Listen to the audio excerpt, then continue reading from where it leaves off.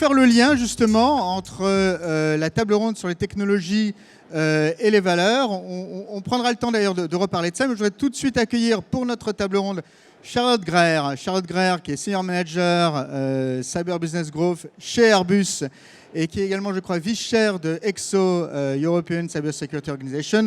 Merci Madame Greer d'être avec nous. Je voudrais également accueillir Thibaut Kleiner. Thibaut Kleiner, qui est directeur Communication Networks, Content and Technology à la Commission européenne et qui est d'ailleurs, à ce niveau-là, directeur of Policy Strategy, Outreach. J'espère que je l'ai bien dit. On devrait avoir le député, je crois, Jean-Michel Miss, qui m'a dit qu'il allait très bientôt arriver. Et nous avons également, je ne sais pas s'il est déjà arrivé dans la salle, François Murgadella, avec nous, qui est le directeur du développement des technologies de sécurité au sein du secrétaire général pour la défense nationale et la sécurité. Merci d'être là avec nous.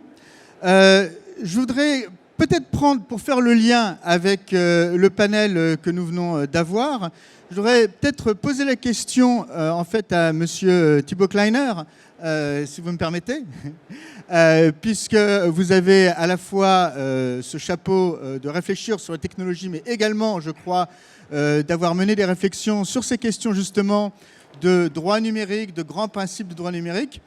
Peut-être de réagir un petit peu à la fois à tout ce qui a été dit, aussi d'exposer un petit peu quelle est actuellement la réflexion de la Commission européenne, précisément sur ces questions de valeurs, sur ces questions de développement de droit numérique et de grands principes à inscrire dans ce développement digital.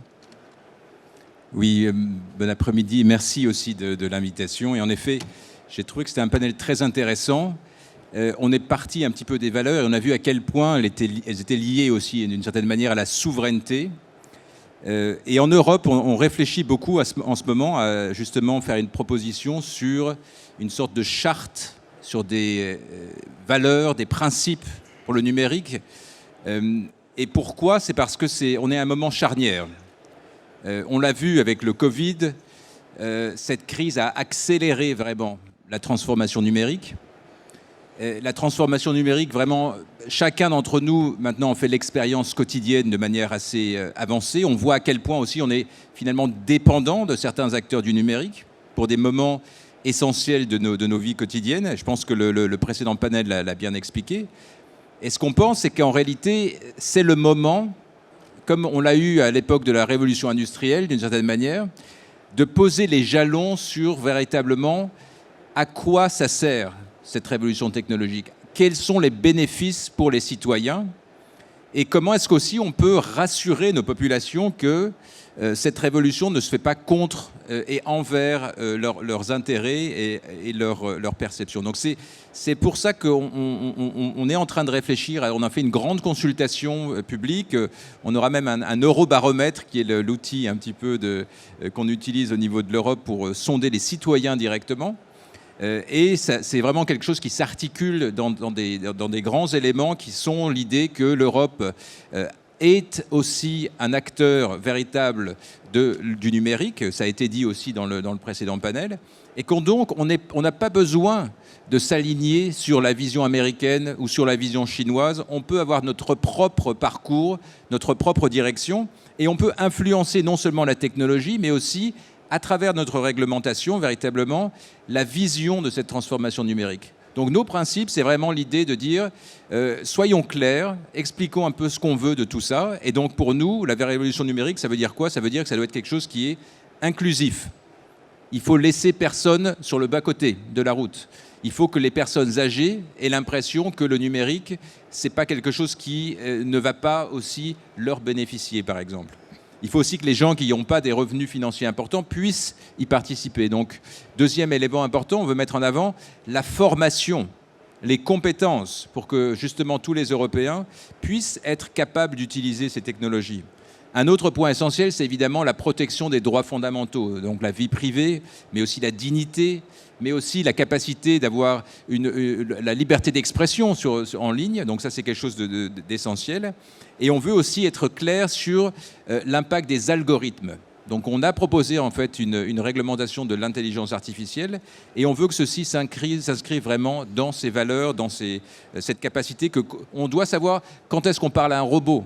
On doit savoir que quand il y a des décisions qui vont influer sur votre capacité de trouver un emploi, d'avoir un diagnostic dans un hôpital, ça ne peut pas être laissé entièrement à des algorithmes, ça doit être sous contrôle humain et il faut que les choses soient claires et transparentes. Je pourrais continuer parce qu'on a 13 grands principes, mais je voulais insister sur ce projet parce qu'on va le rendre public d'ici quelques semaines. Et on espère que durant la présidence française de l'Union européenne, qui arrive en janvier, je le rappelle, ça pourra être un des thèmes de discussion. Et aussi qu'on l'espère, il y aura un échange avec les différentes régions, les différents pays européens pour définir véritablement notre voie européenne dans cette révolution numérique. Merci. Donc je rappelle les 4 sur 13 grands principes. Inclusif, une aide à la formation, qui est une forme aussi d'inclusivité d'une certaine façon. Respect de tous nos grands droits fondamentaux, y compris évidemment la liberté d'expression. Et puis ce que vous avez évoqué sur notre rapport en fait aux algorithmes et de comprendre et de maîtriser peut-être ce rapport aux algorithmes. Alors peut-être d'ailleurs qu'il y aura des couches technologiques à construire pour bâtir ces éléments de maîtrise et de contrôle. On va le voir. En tout cas, on ouvre tout de suite donc, ce panel sur ces questions des technologies dites stratégiques et potentiellement disruptives. Et je voudrais peut-être commencer avec une question de définition que je voudrais poser à monsieur François Murgadella. À savoir, donc on parle de technologies disruptives, stratégiques. De manière plus générale, quels sont les enjeux et quelles sont les définitions, si on veut être précis, les différentes caractéristiques, ces différentes technologies, si on veut être précis, de quoi parle-t-on exactement ? Bonjour à tous. Alors tout d'abord, pour préciser que moi ici, je ne vais pas parler de cybersécurité. Je suis membre du secrétariat général pour la défense et sécurité nationale. Il y a des gens qui font ça à l'ANSSI. Donc déjà, je reste hors sur cet aspect-là. Donc je vais m'intéresser finalement à ce qui représente 75% du marché de la sécurité en matière de technologie. La sécurité physique, la sécurité électronique, c'est donc à peu près, je pense, au moins 80%, 90% des exposants de Milipol.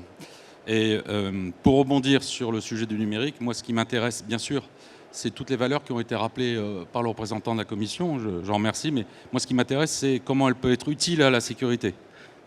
C'est mon intérêt principal. Elle est pourtant porteuse d'énormément d'innovations, et l'impact du numérique, bien sûr, les objets connectés, le big data, la blockchain, l'intervenant augmenté, l'interface entre les mondes réels et virtuels, tout ça, c'est des sujets qui nous intéressent et qui vont impacter fortement ce domaine de la sécurité et les usages. Donc moi, j'aimerais bien qu'on parle également d'usage.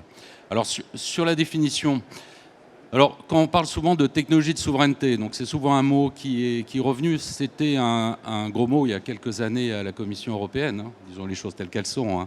Parler de souveraineté, c'était une lubie française. On a commencé à aborder ça sur le thème de l'autonomie stratégique, et puis finalement on commence à se poser des questions, et la crise Covid y a aidé fortement. Alors la souveraineté, c'est simplement la capacité d'avoir l'information, de décider et d'agir.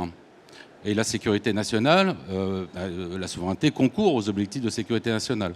Donc faire un raccourci sur des technologies de souveraineté, ça n'a pas grand sens. L'autonomie stratégique, ça paraît un peu plus pertinent, parce que c'est la capacité de se doter de ces technologies pour justement avoir des moyens souverains. Et ça, c'est effectivement soit par de l'acquisition, soit par de la production. Et c'est là où on voit que l'Europe peut jouer un rôle, puisqu'il va être difficile de produire nationalement ou d'acheter nationalement sur l'ensemble du spectre. Moi, je préférerais parler de technologie critique. Et une technologie critique, c'est une technologie qui va être utile pour notre sécurité nationale. Je reviens toujours sur mon cœur de métier. Et une technologie utile, c'est une technologie sur laquelle on va pouvoir introduire des usages en face d'un besoin. Et ce besoin, il doit être, si possible, défini par les acteurs qui sont en charge de l'expression de ce besoin et qui ne sont pas tous des acteurs égaliens. Si on parle de chaînes de sécurité, on parle également d'infrastructures, on parle d'opérateurs d'importance vitale pour la définition française. On parle d'opérateurs économiques, qui représentent d'ailleurs 70 à 75% du marché. C'est ce qui fait la grande différence avec le monde de la défense, qui est un monde purement régalien de ce point de vue-là.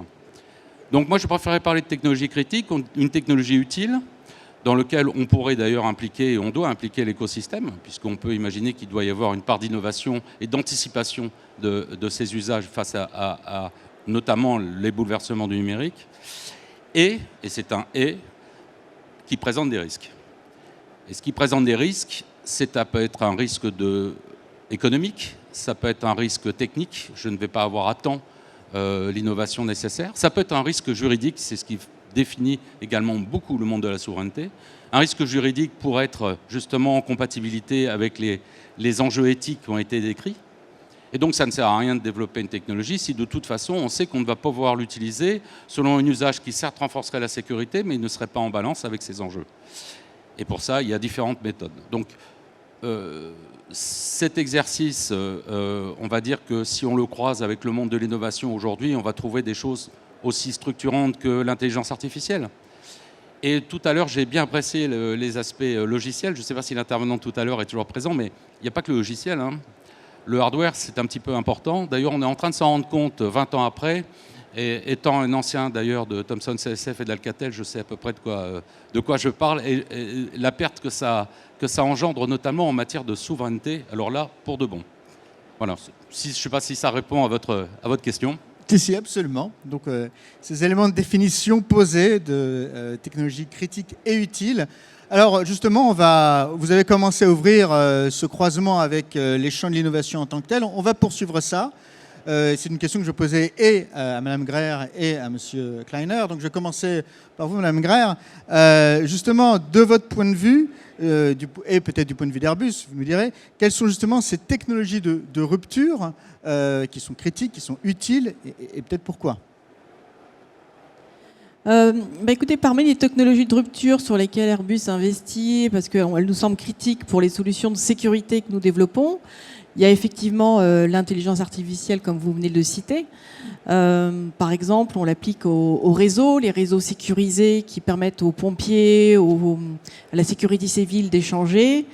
S'il y a une congestion, parce que lors d'un événement ou d'un attentat, il y a beaucoup de communication en même temps, les communications sont plus possibles. Donc avec l'intelligence artificielle, on est dans une chaire, on investit dans ces technologies avec Télécom Sud Paris pour aider à que cette congestion fasse de l'auto-apprentissage et s'adapte automatiquement et qu'elle se résorbe et que les réseaux puissent continuer de bien fonctionner. Donc ça, c'est un exemple comme quoi l'intelligence artificielle dans le numérique aide à améliorer la sécurité et à avoir une certaine autonomie du réseau.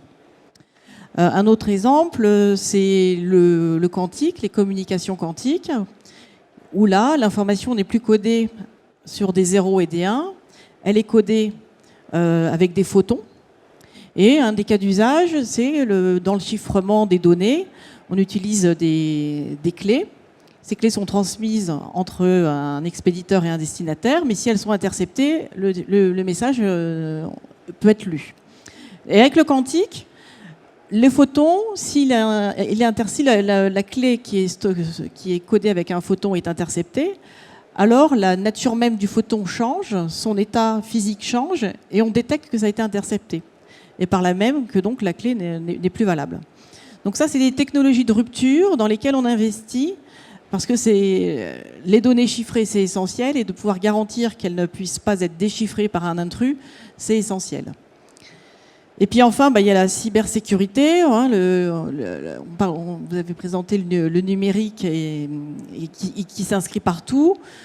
À titre d'exemple, on a vu il y a quelques années, et ça continue, hein, l'industrie 4.0, où le numérique arrive dans des structures où il n'était pas très présent. C'est ce qui arrive aussi sur la sécurité, donc qui utilise les mêmes technologies que l'industrie. Et avec cette digitalisation, il y a des nouvelles ouvertures qui se passent. Et donc, on investit, Airbus, dans tout ce qui est gestion des risques, prise en compte de ces risques, parce que ça peut atteindre des fonctions économiques. Si une usine s'arrête, il y a un impact économique, mais aussi sur la structure des personnes. Si un bras de peinture est commandé pour avoir un autre fonctionnement, alors ça peut avoir une incidence sur la sûreté des cols bleus dans les usines. Voilà quelques exemples de technologies de rupture dans lesquelles on voit qu'il y a un impact sur la sécurité, dans lesquelles on investit. Alors merci pour ces exemples de technologie, mais où je vois et j'entends à nouveau plutôt même le mot d'usage, qui avait déjà été évoqué par M. Murganella. Monsieur Kleiner, du point de vue de la Commission européenne, je crois qu'il y a une réflexion sur cette roadmap de ces technologies critiques qu'il va falloir développer. Quelle est un petit peu la vision de la Commission là-dessus ? Oui, tout à fait. On essaye, en fait, au niveau de la Commission européenne, évidemment, de peser à travers nos programmes, parce qu'on a des programmes de financement de la recherche et de l'innovation. Et donc, on les positionne par rapport, justement, à l'idée que dans l'aspect de souveraineté technologique, il faut identifier un petit peu les roadmaps technologiques, donc quelles sont les bonnes directions. Il faut aussi identifier nos forces et faiblesses pour savoir là où on doit investir. Et rapidement, en fait, notre vision un petit peu du développement de la technologie, je dirais, il y a 3 grands axes qu'on met en avant. Le premier, c'est tout ce qui est autour de la connectivité. En gros, c'est l'idée qu'avec la 5G, avec l'Internet des objets, tout ce qui peut être connecté va être connecté à un réseau. Ce qui veut dire aussi que tous ces capteurs vont générer énormément de données qu'il va falloir ensuite utiliser au mieux. Et donc ça, c'est le deuxième pilier, c'est ce qu'on appelle le continuum d'ordinateur, je ne sais pas comment on dit en français. Continuum computing, très bien. Continuum computing, voilà, exactement, merci. En Europe. Et l'idée est vraiment que, alors qu'on a aujourd'hui dans le cloud, le modèle est un modèle de cloud très centralisé, on voit qu'aujourd'hui, en réalité, on va avoir de l'intelligence depuis l'interface, donc vraiment l'objet que vous avez dans vos mains, jusqu'au cœur des liens. Donc ça veut dire on aura dans les super ordinateurs, et le quantique là va y rentrer justement pour donner de la puissance de calcul, jusqu'au cloud centralisé, au cloud décentralisé qu'on appelle le edge cloud, jusqu'à ce qui se passe dans la microélectronique et dans les puces, qui permettent justement aujourd'hui de plus en plus, et c'est un enjeu véritable pour l'Europe, d'avoir de l'intelligence artificielle dans des objets et qui sont aussi eux-mêmes connectés. Donc vous le voyez, le deuxième axe, ça veut dire investir fortement dans ces technologies, parce que l'Europe a des atouts, mais elle a aussi quelques faiblesses. Sur le cloud, par exemple, on n'est pas vraiment à la pointe, mais si on se projette vers le edge cloud, pour le coup, il y a moyen de rattraper notre retard. Et le troisième pilier, c'est vraiment tout ce qui est interface et application. Et là, je dirais que l'aspect cybersécurité va être aussi essentiel pour qu'on crée non seulement de la confiance, mais que toutes ces applications respectent nos valeurs, on le disait, et c'est un facteur de compétitivité, mais en plus nous permettre de gérer la diversité culturelle, linguistique qu'on a véritablement en Europe. Donc gérer avec ces 3 piliers, ça nous donne des grands axes de roadmap, et on essaye au niveau de nos programmes de financement, et je répète, Horizon Europe, c'est le plus grand programme de financement de recherche au monde, 90 milliards d'euros. Et moi-même, je suis responsable d'un programme qui s'appelle Europe Numérique. Donc, on a 7,5 milliards pour les prochaines années, et on va investir évidemment dans ces technologies. C'est très intéressant de savoir qu'il y a 7,5 milliards que vous gérez. Justement, pour rebondir un petit peu là-dessus, là, on a ces pistes, cette roadmap technologique de part et d'autre. Il y a une question de fond, c'est évidemment que faut-il faire pour effectivement, une fois que ces technologies, ces pistes, ces usages sont identifiés, que faut-il faire pour effectivement, eh bien, qu'en Europe, on ait des filières championnes? Et c'est une question que je voudrais poser peut-être à M. Murgadella, à savoir, est-ce qu'il faut, par exemple, une politique industrielle pour l'Europe? Et si, de votre point de vue, oui, ça serait de quelle façon? Bon, on a bien préparé. Voilà. Effectivement, il y a besoin d'une politique industrielle. Alors, une politique industrielle au niveau européen, c'est des choses qui ont été tentées, d'ailleurs plus ou moins en partant des programmes de recherche et d'innovation qui ont été financés dans le cadre du PCRD et puis d'Horizon 2020. Bon, on parlait déjà à l'époque de sujets comme les usages, le privacy by design, mais finalement on s'est heurté à un manque de mobilisation des acteurs. Je voudrais revenir sur ce sujet justement de la compatibilité par rapport à l'éthique. Avec la Commission européenne à l'époque, c'était la DG Entreprise, nous étions mis d'accord pour lancer un mandat pour avoir auprès du CNCELEC ou de l'ETSI, un mandat pour faire discuter tout le monde autour du privacy by design.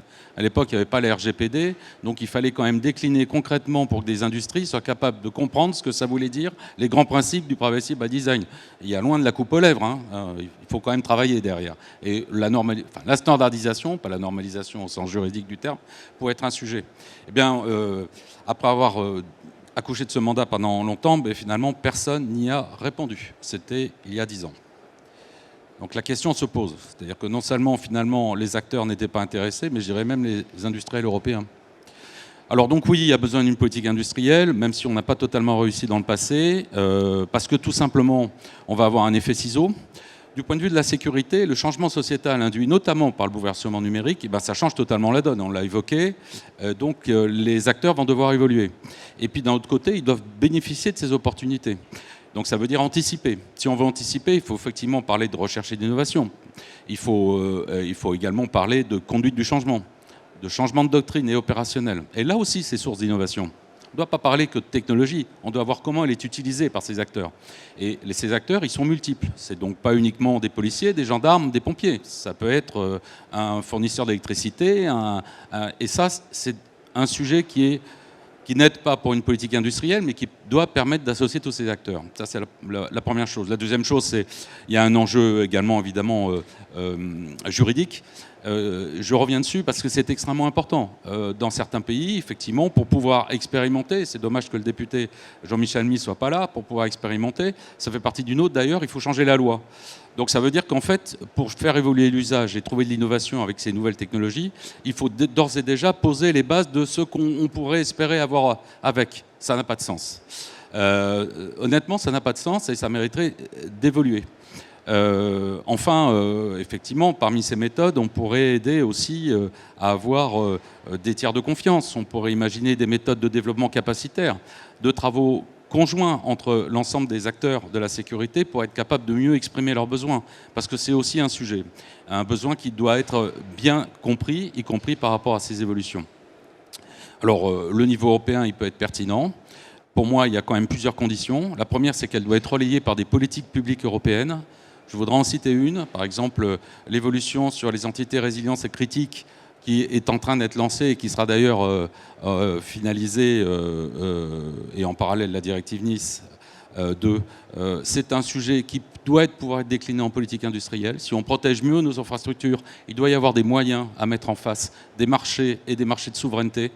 Voilà, parce que là, on a des vrais enjeux. Ça, c'est un point important. Il doit y avoir effectivement des priorisations et des investissements conséquents. Mais ces investissements conséquents, ils doivent être bien fléchés et on ne va pas pouvoir partir sur beaucoup de sujets en même temps. Il va falloir se concentrer sur ce qui fait véritablement les enjeux de technologie critique et d'enjeux critiques les plus prégnants au niveau européen. Mais c'est possible. Ça demande beaucoup de travail.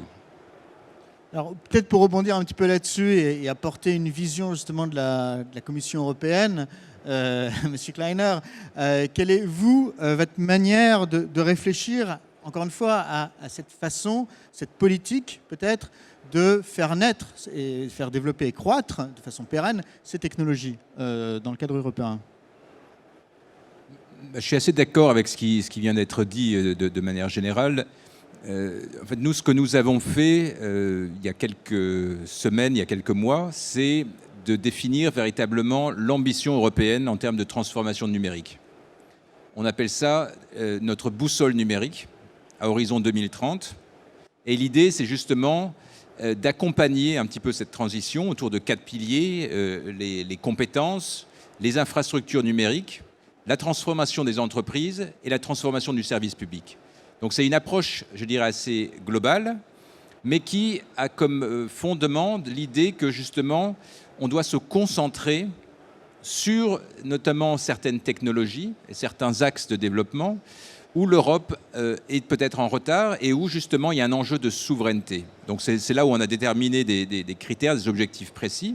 Et ça rejoint un petit peu les technologies qui ont déjà été mentionnées. En fait, le quantique en fait partie notamment, mais aussi le cloud, la connectivité. Donc vous voyez qu'il y a une cohérence un petit peu entre ces roadmaps dont je parlais et ces objectifs.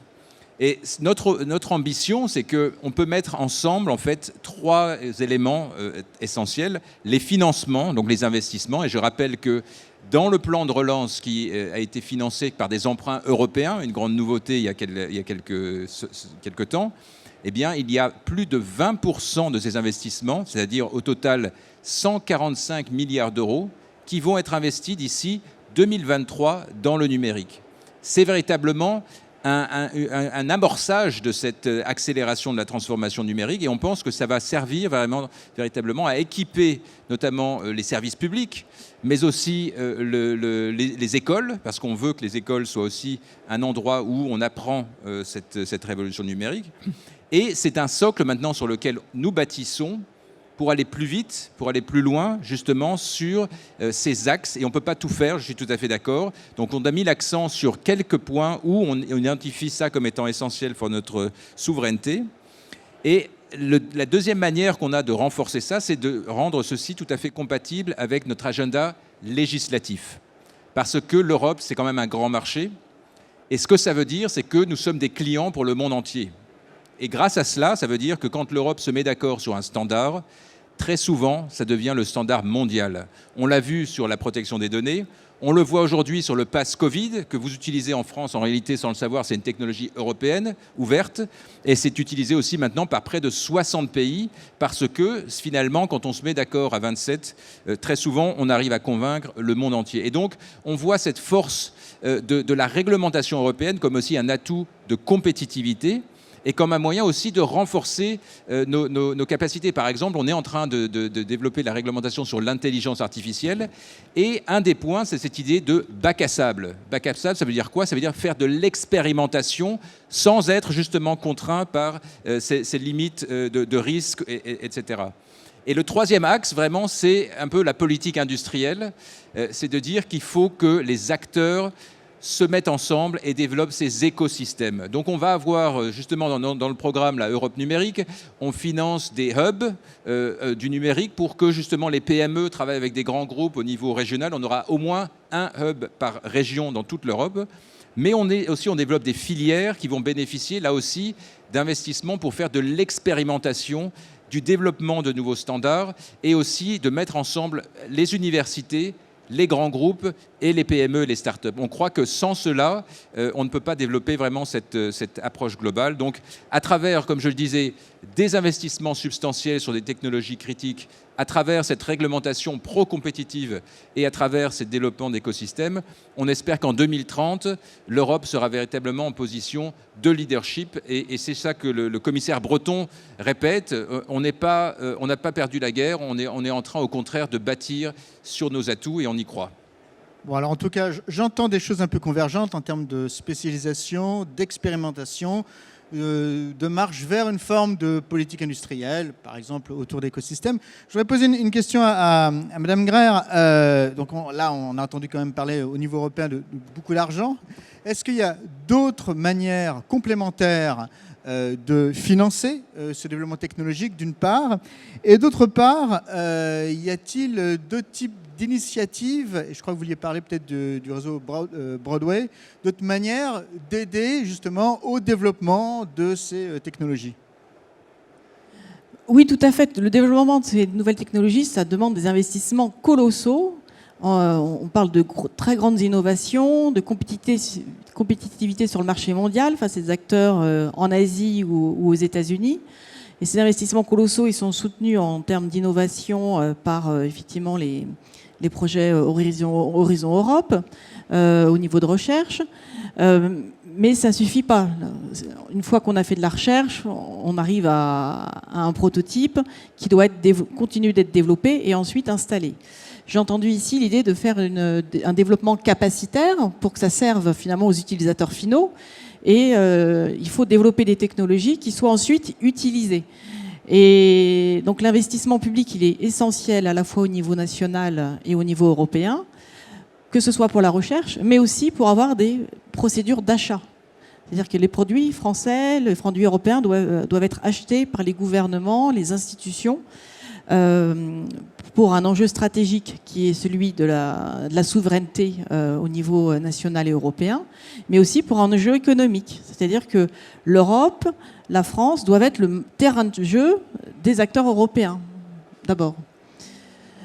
Et là-dessus, l'initiative Broadway, et merci la Commission européenne, c'est un projet qui soutient l'achat de technologies européennes. Airbus, on est leader d'un consortium avec des partenaires européens. Et l'Europe soutient l'investissement pour l'achat de ces technologies par les États membres. Et c'est avec des acteurs européens. Donc ça, c'est une bonne initiative. Donc c'est possible et c'est un bon cas d'école à utiliser. Mais enfin, le marché européen ne suffit pas. Hein. On est face à des acteurs géants sur les autres plaques. Et il faut qu'un grand acteur comme Airbus, on exporte nos investissements. Il s'adosse sur l'investissement public, sur nos clients en Europe, mais aussi beaucoup sur le grand export. Et pour être compétitif sur le grand export, on a deux choix. Soit on s'allie à des PME françaises, européennes, qui sont vraiment source de bons contenus et qui permettent de nous différencier. Soit on s'allie à des PME locales qui, elles, ont une bonne compétitivité parce que souvent le taux du travail, le coût du travail localement est moins cher et puis ils sont proches des donneurs d'ordre. Et donc une idée, ce serait d'alléger la fiscalité sur des grandes campagnes pour favoriser le fait que de grands groupes comme nous puissions travailler avec des PME européennes et les embarquer et chasser en meute sur la plaque mondiale.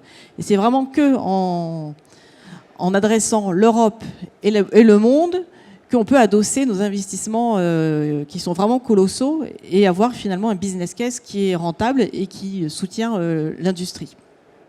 Alors, Madame Grave, vous soulignez effectivement la dimension mondiale, en fait, parce qu'il n'y a pas que l'Europe.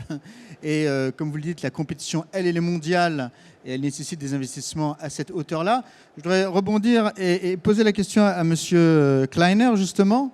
Donc, si on ouvre au-delà de l'Europe au vaste monde, quel type de coopération internationale l'Union européenne pourrait-elle mener pour effectivement que les champions, les grandes filières européennes puissent avoir en main toutes les armes pour vraiment être compétitives au niveau mondial. Comme vous l'avez dit, du point de vue de l'Airbus, c'est très clair, la bataille, elle est mondiale en fait. Donc, quels peuvent être les outils et les coopérations avec d'autres acteurs internationaux et avec lesquels d'ailleurs, de façon effectivement à renforcer ces filières européennes? Non, je pense que c'est une excellente question et je crois qu'en effet, le numérique et en général ces secteurs, la compétition est mondiale, mais aussi les marchés sont mondiaux. Il faut savoir qu'aujourd'hui, par exemple, la 5G, 50% du marché de la 5G est en Chine. Donc en gros, ça veut dire quoi? Ça veut dire que si on avait fait l'erreur de ne pas avoir des standards de la 5G mondiaux, eh bien, nos entreprises qui exportent dans ces domaines seraient encore plus exclues du marché. Cela dit, c'est un bon cas d'école parce que les parts de marché des Européens n'ont fait que baisser en Chine, même si leur marché a augmenté. Ce n'est pas de la concurrence loyale. Et on le sait. Et c'est ça aussi l'intérêt un petit peu des approches au niveau européen, c'est que l'Europe, avec sa taille critique, est plus à même de peser dans les discussions et les négociations commerciales. Donc un premier axe, c'est véritablement de défendre nos intérêts commerciaux, d'ouvrir les marchés, d'avoir de la réciprocité. La deuxième piste, c'est véritablement d'amorcer, je dirais, la prochaine génération d'accords commerciaux. C'est-à-dire qu'on a eu beaucoup d'accords bilatéraux dans les 10 dernières années.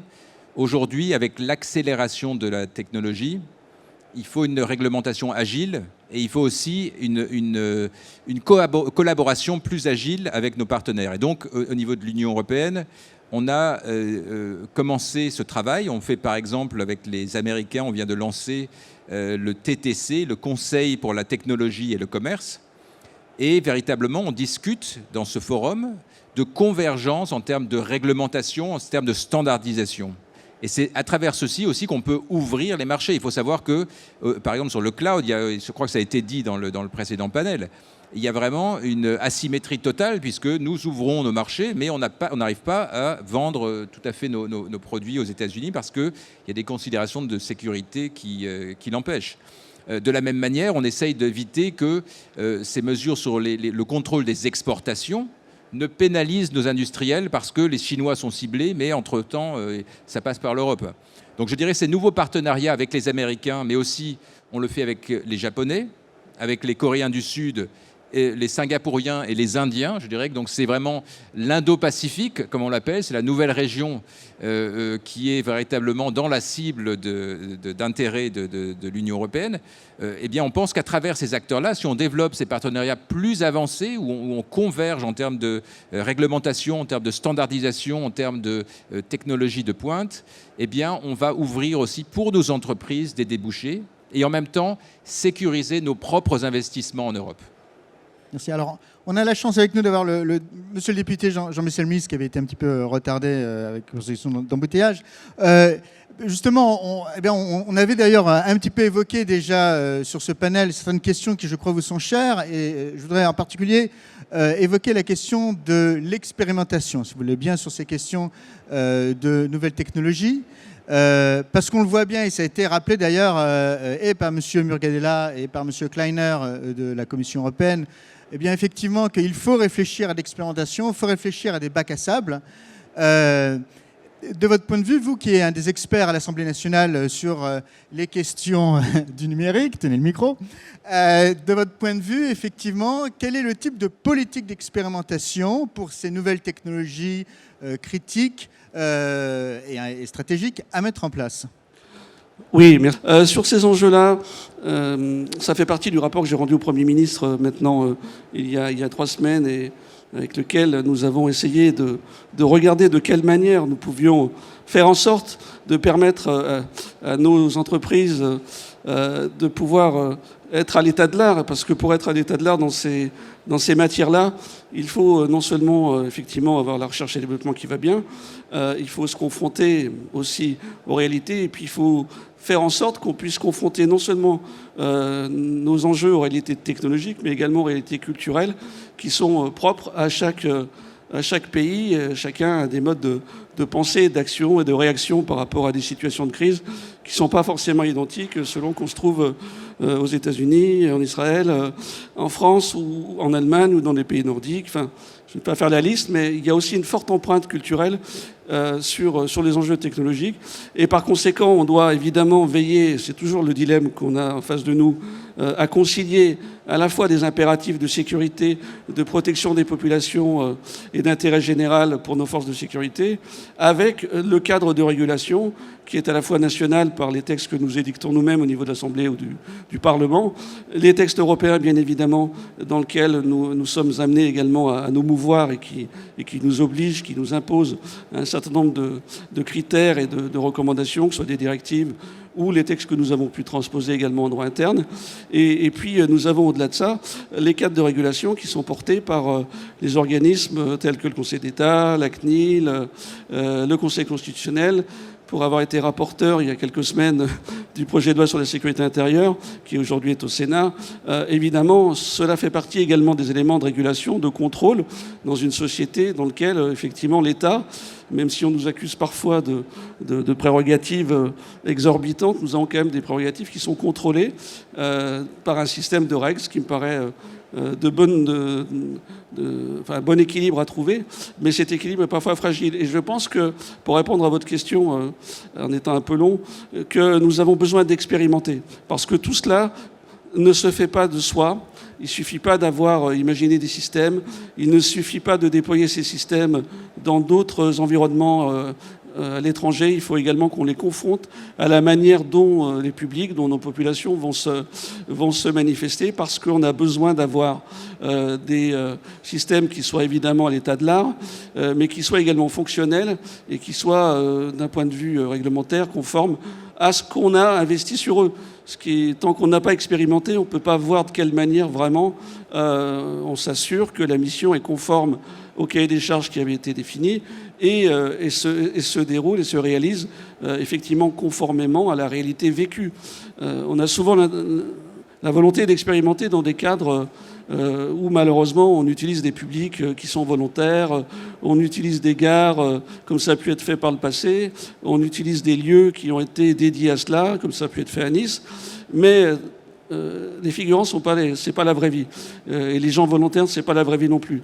Donc il faut vraiment, et c'est en ça que je plaide dans le rapport qui a été rendu, et c'est effectivement sur le champ qu'on attend aujourd'hui des réponses. Donc quand le ministre de l'Intérieur est venu avant-hier, il a eu l'occasion de réaffirmer cette volonté du gouvernement de permettre, dans les semaines qui viennent, de pouvoir annoncer des choses pour que nous puissions avoir, dans les enjeux que nous avons devant nous, qui sont à court terme, qui sont les enjeux de grands événements sur lesquels le Premier ministre avait souhaité que je puisse lui remettre ce rapport, nous avons des enjeux qui sont de plus en plus contraints par le calendrier dans lequel nous sommes.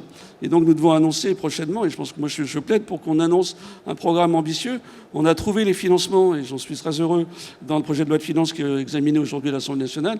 Donc la question n'est pas celle-là. La question est aujourd'hui de voir quel est le format des expérimentations qu'on va faire, quelles sont les technologies qu'on va pouvoir expérimenter, et surtout le faire dans un délai qui soit assez raisonnable.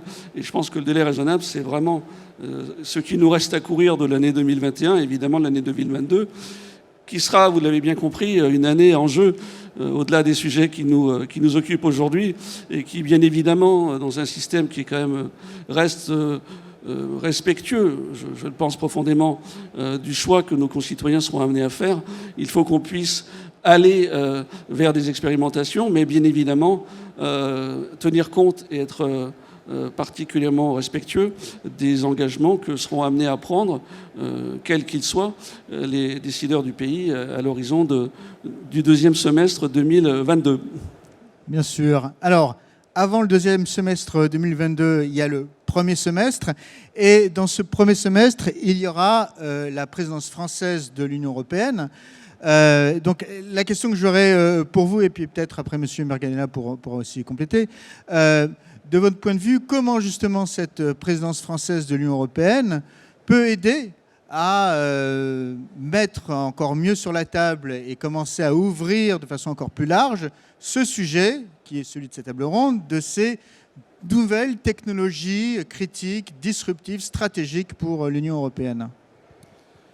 Écoutez, je pense que c'est un enjeu effectivement assez majeur, et le président de la République en a fait lui-même un enjeu extrêmement important du semestre qui va s'ouvrir. Pour autant, il faut aussi voir dans quel cadre européen cela s'inscrit.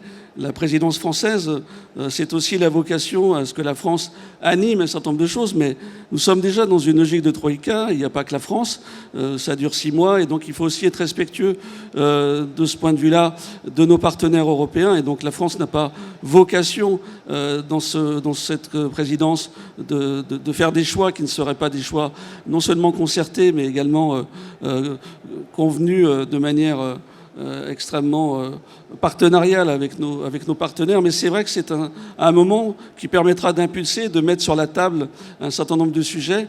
Le président hier disait encore à une réunion que nous avions hier matin, il faut vraiment qu'on regarde quelles sont les briques sur lesquelles nous sommes en tant qu'Européens en capacité d'avoir une influence dans les années qui viennent à l'échelle de la planète. Il y a un certain nombre de briques sur lesquelles je pense qu'il faut être assez raisonnable. On ne va pas refaire un moteur de recherche, on ne va pas concurrencer ce genre de choses, mais on a dans les outils disruptifs, si on se fie aux critères qu'en avait donné la Harvard Business School en 1997, il faut qu'on reste sur des sujets. Il y a le quantum computing, il y a évidemment encore la 5G qui aujourd'hui n'est pas déployée, on a fixé des cadres mais il reste encore tout à faire. On a évidemment les sujets qui sont liés, un péché mignon que je porte depuis le début du mandat sur des technologies telles que la blockchain évidemment. Et puis on a le sujet de la directive européenne et on a vu hier les interprétations qui peuvent être parfois différentes, concurrentes ou complémentaires entre le marché intérieur et puis la manière dont on le regarde d'un point de vue purement juridique. Je crois qu'on doit avancer sur ces sujets-là. L'IA est au cœur de nos préoccupations. Et plutôt qu'une technologie, on doit aujourd'hui réfléchir en termes d'hybridation, parce qu'on voit bien que la totalité de ces technologies, elles interagissent Donc il faut voir de quelle manière on peut concevoir ces technologies dans un univers qui a vocation de toute manière à être interopéré, et donc ça fait partie en soi d'un sujet. Et puis on a la couche, je dirais, qui chapeaute le tout, qui est celui de la cybersécurité, parce que la multiplication et l'augmentation de la surface de contact de toutes ces technologies nous impose et nous oblige à réfléchir sur le même plan à la sécurisation des systèmes. Et je crois qu'aujourd'hui, c'est un des enjeux fondamentaux. Ce sont des enjeux fortement capitalistiques. On a besoin de réfléchir à ça, de porter cette trajectoire sur un temps à la fois, et là c'est le paradoxe qu'il faut tenir, il faut tenir les deux bons en même temps, être suffisamment proactif pour enclencher assez rapidement des décisions qui soient à l'échelle de l'Union, parce que je pense que c'est la bonne échelle si on veut pouvoir affronter et adresser à l'international ces sujets-là. Et puis il faut quand même poser des jalons sur un temps un petit peu plus long, parce qu'on a un certain nombre de briques technologiques dont on voit bien qu'aujourd'hui, et pour reprendre simplement TSMC, ASML et les composants et les microprocesseurs, on a des enjeux qui ne se traduiront pas. On peut faire de l'incantation et avoir des volontés. Il faut réfléchir à quelle manière, dans un délai raisonnable, on peut se réapproprier une partie de cette souveraineté sans aller forcément chercher les 2 nanomètres tout de suite, parce que les niveaux d'investissement sont tels que, soyons réalistes, il ne faut pas non plus promettre n'importe quoi, mais sur des échelles un peu plus larges et sur des champs technologiques qui concernent l'ensemble des exposants ici, des 7, 9, 18 nanomètres peuvent effectivement être, de ce point de vue-là, peut-être réindustrialisés en Europe. Je pense qu'on doit avoir des concertations avec nos partenaires européens pour faire non pas l'Airbus du microprocesseur. Je pense qu'aujourd'hui, les choses ont évolué, les logiques ne sont pas les bonnes, et utiliser des comparaisons qui sont un peu rapides sont parfois parlantes, mais sont parfois inexactes dans leur réalité industrielle et la manière dont on peut les mettre en œuvre.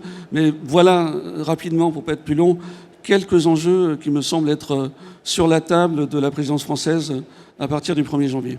C'est très clair. Et M. Margadella, aussi, même question. Comment est-ce que la présidence française de l'Union européenne peut aider à impulser cette politique industrielle qu'on a évoquée, hein, d'ailleurs, sur cette... Oui. Non, mais effectivement, tous ces chantiers, ça prend un peu de temps. De toute façon, ça doit s'inscrire dans la continuité d'une présidence. Par exemple, la présidence actuelle slovène, qui a mis l'accent notamment sur la résilience. Et c'est d'ailleurs à ce propos que nous organiserons le 1er et 2 mars, dans le cadre justement des sujets recherche-innovation d'Horizon Europe, qui sont copilotés par la DG Home sur le volet affaires intérieures et la DG Connect sur le volet cybersécurité, 2 journées de réflexion à ce propos. Nous allons et nous avons déjà invité donc le commissaire aux affaires intérieures, et nous voyons M. Breton la semaine prochaine qui fait la tournée en France, et nous comptons bien lui présenter notre invitation à participer à cet événement important auquel vous serez tous conviés. C'est fait partie des axes prioritaires de la présidence française, et en même temps nous co-organisons avec la Commission. Donc c'est un bon exemple de travail en commun. Il y a sur ces sujets de la résilience, nous aurons en particulier 2 tables rondes qui résument un peu les sujets dont on vient de parler. Il y en aura 4 ou 5, mais sur 2 jours. Il y en aura une première qui parlera d'impact de la numérisation de la société sur la sécurité. Donc là, je reviens sur les usages, je reviens sur les bénéfices, sur les risques. Donc bénéfices attendus, risques et valeurs éthiques, tel sera l'intitulé de la table ronde. Et la deuxième s'intitulera Capacité de sécurité critique et technologie critique pour l'Union européenne. Voilà, et nous pourrons aborder tous ces sujets ensemble, et nous espérons en faire dans la continuité, mais également peut-être en amont du trio qui s'annonce, de vrais sujets qui déboucheront sur des choses concrètes.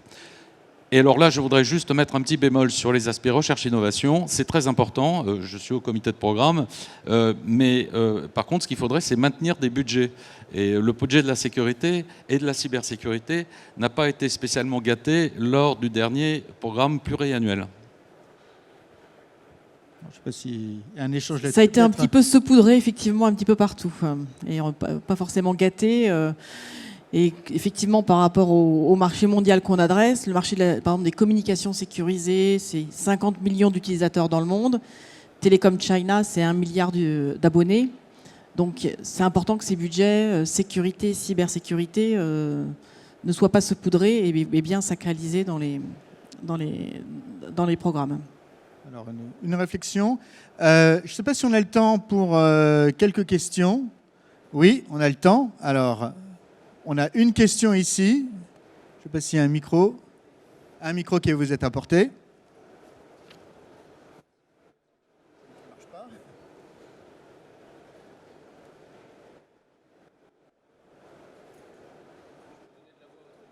Oui.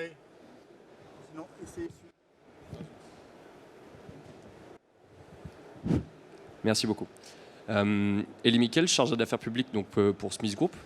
Je suis là pour une de nos branches, Smith Détection. Je ne peux qu'être d'accord avec tout ce qui a été dit pendant cette table ronde et je vous remercie à tous pour cette intervention. Moi j'ai une petite question peut-être d'ordre plus réglementaire et plus précis. C'est vrai qu'il doit y avoir un effort effectivement pour protéger l'investissement de sécurité qui va être fait en France et protéger un petit peu ce portefeuille technologique que peuvent porter les États européens et la France. Et en extension de cette question, il y a une question qui est celle des appels d'offres et de la fonction dont on réfléchit au marché public. C'est-à-dire un appel d'offres en France, suivant la loi les règles de concurrence en Union européenne, suit un certain nombre de critères. Et ces critères sont ceux de la concurrence pure et parfaite, entre guillemets. Il y a une question, donc comment fait-on pour introduire dans ces lois sur les marchés publics la question de la protection de la technologie, sans introduire trop fortement la question du protectionnisme géographique, c'est-à-dire donner la primauté aux pays européens. Comment on introduit la question de la protection technologique, sécuritaire, et pourquoi pas, disons-le, de la protection des technologies européennes. Merci. Alors, je ne sais pas qui veut répondre à cette question sur la manière de bien formuler un appel d'offres. Monsieur le député, peut-être? Non, mais vous me posez la question en tant que parlementaire. Moi, je ne veux pas prononcer au nom des instances européennes, mais en tant que parlementaire français, dans le cadre du rapport, il y a quand même on a essayé de concentrer beaucoup de choses sur ces appels d'offres. J'ai été vice-président de la mission souveraineté numérique en France et en Europe de l'Assemblée nationale. Et dans le rapport que j'ai remis au Premier ministre, évidemment, ces enjeux d'appels d'offres sont partie prenante de la réflexion que vous portez. C'est une évidence. Pas seulement les appels d'offres, parce que je pense que beaucoup d'entreprises aujourd'hui, effectivement, vous avez raison, on parle, nous, d'aide, de programmes d'investissement d'avenir, d'appel à projet, d'appel à manifestation d'intérêt, de process de cette nature-là, qui correspondent évidemment en partie à des demandes. Mais je pense que le cœur du sujet, c'est d'amener du chiffre d'affaires et d'amener à nos entreprises une capacité long terme à pouvoir investir, faire de la recherche et développement sur des appels d'offres qui répondent à des capacités à se projeter. Parce que acheter un produit, avoir un PIA sur un an, avoir un machin qui demande parfois beaucoup de temps machine en interne, parce qu'il faut répondre, c'est lourd. Certaines entreprises, par leur dimensionnement, ont la capacité de porter en interne cette réflexion-là. D'autres, et celle qui nous manque le plus, et là, ça fait partie également des enjeux qui sont devant nous, c'est de faire monter en puissance des entreprises de taille intermédiaire en France, parce qu'on en manque. Quand on se compare à d'autres écosystèmes, on est très en retard. Et il faut vraiment qu'on puisse nous les accompagner. On a parfois, parce que l'innovation ne se fait pas comme ça spontanément, c'est bien d'avoir des startups, c'est bien d'avoir des scale-up, mais après, ensuite, il faut avoir des ETI, et c'est pas la meilleure manière, parfois, ce type de montage, de pouvoir les aider à accéder au marché. On a des endroits du monde, et pour être il n'y a pas longtemps, et plutôt investi sur les enjeux nord-américains, on a une relation du business to government qui est très différente.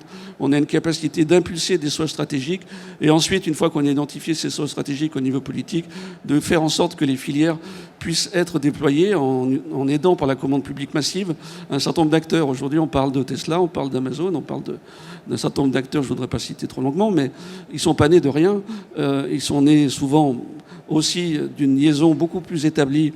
Il faut qu'on retisse des liens entre le domaine militaire et le domaine civil, parce que c'est aussi ça une manière de pouvoir avancer, parce qu'on a de plus en plus de technologies qui sont hybrides et qui de toute manière auront des applications civiles et militaires. On le voit que parfois même c'est le civil qui guide le militaire et non plus seulement l'inverse. Donc cette question-là doit être aussi au cœur de la réflexion lorsqu'on parle d'appel d'offres, parce que ça vient pas de rien. Un appel d'offres, c'est pas un argumentaire technique pour moi. C'est pas simplement un cahier des charges. C'est d'abord une impulsion et une volonté politique de défendre un certain nombre de filières, un certain nombre de champs de recherche et un certain nombre de domaines industriels derrière. Je pense que c'est comme ça qu'il faut le poser. Si on le pose à l'envers, en essayant de réfléchir à une régulation, à être dans le monde pur et parfait, où la concurrence, effectivement, n'existe pas, et on est simplement sur une régulation où on va la contrôler, on continuera à se planter. Je le dis de manière un peu abrupte, mais je pense qu'il faut d'abord que l'Europe se définisse. C'est aussi un des enjeux de la présidence française, c'est d'arriver à converger sur des enjeux stratégiques qui nous soient communs, sur une durée qui permette justement la maturité technologique et la capacité de nos entreprises et de nos écosystèmes européens à répondre et à adresser la demande internationale.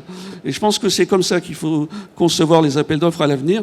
C'est un peu disruptif aussi, mais je pense que ça passe par là. Et il va falloir un peu, je pense, avoir un regard beaucoup plus offensif et beaucoup plus conquérant, et j'ai pas peur d'employer le mot, sur la manière dont on conçoit nos appels d'offres.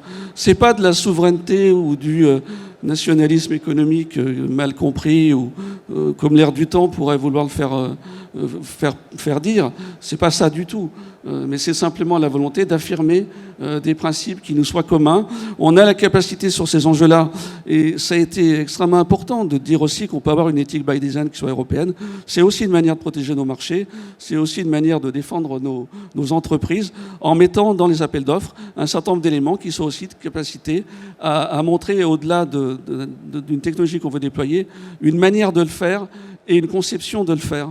Et je pense qu'il faut qu'on avance là-dessus. C'est un enjeu majeur, me semble-t-il.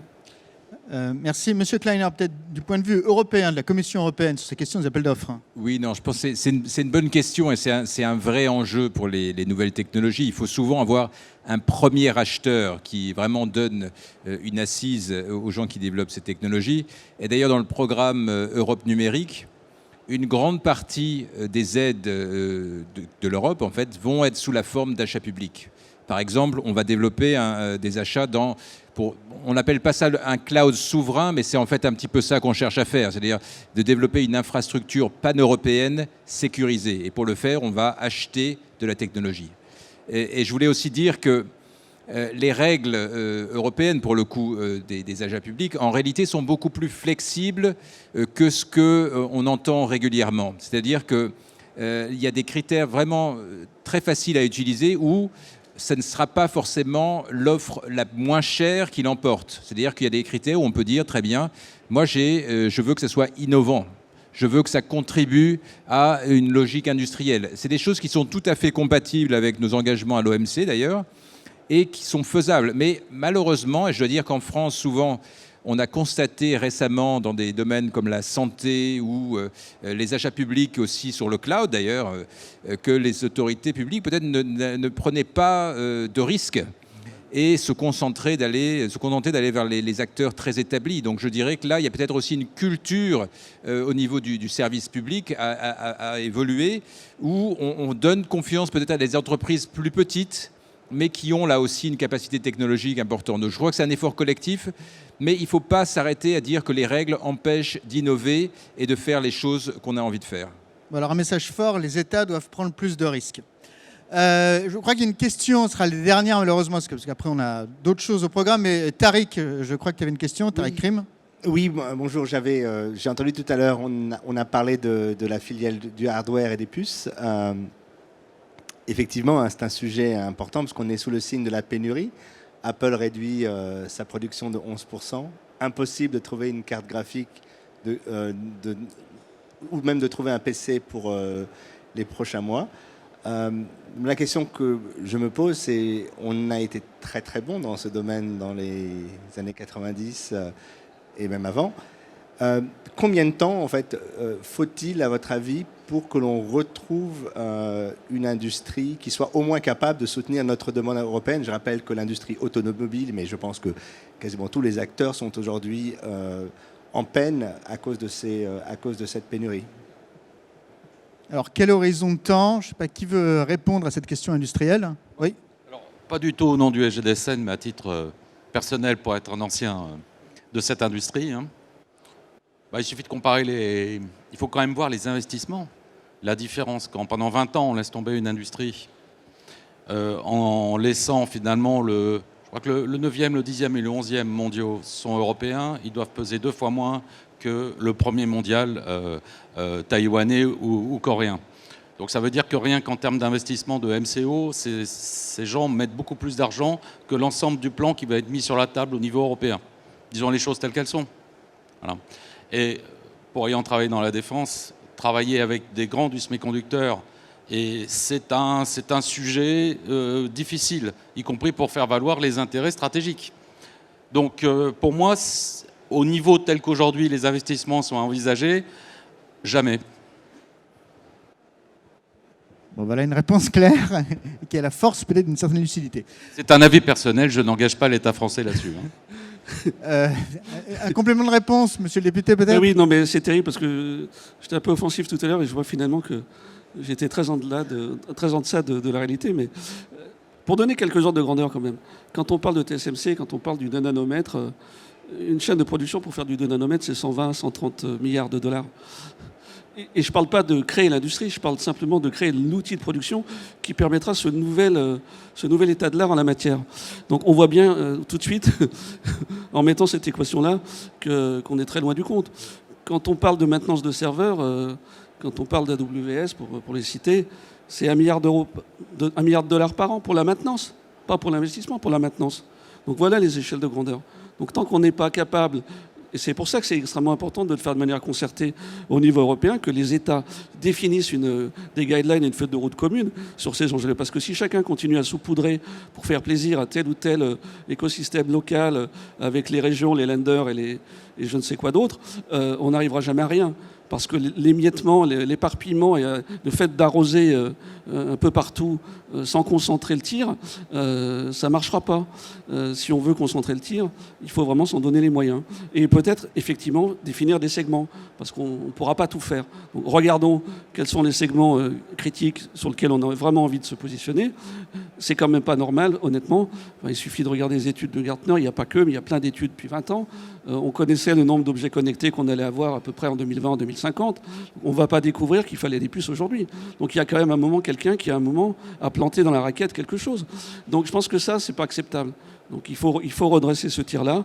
Et il faut vraiment que, de ce point de vue-là, si la présidence française doit servir à quelque chose, c'est au moins d'impulser cette réflexion-là. Je pense qu'on n'a pas... Ne faisons pas un excès soyons pas français, soyons pas prétentieux, n'essayons pas d'imposer à tout le monde notre point de vue, faisons preuve d'un peu d'humilité, mais si on arrivait au moins à convaincre sur ces schémas et ces enjeux collectifs communs, on aurait déjà fait pas mal en 6 mois et créer les conditions de retourner un peu non pas le marché, mais en tout cas de retourner un peu les enjeux pour aller vers nos besoins dans les années qui viennent. C'est un message d'espoir. D'une certaine façon, ne soyons pas forcément français à l'ancienne, soyons peut-être des Européens de demain à horizon 2030. Je vous remercie pour cette table ronde qui a été riche en enseignements. Merci.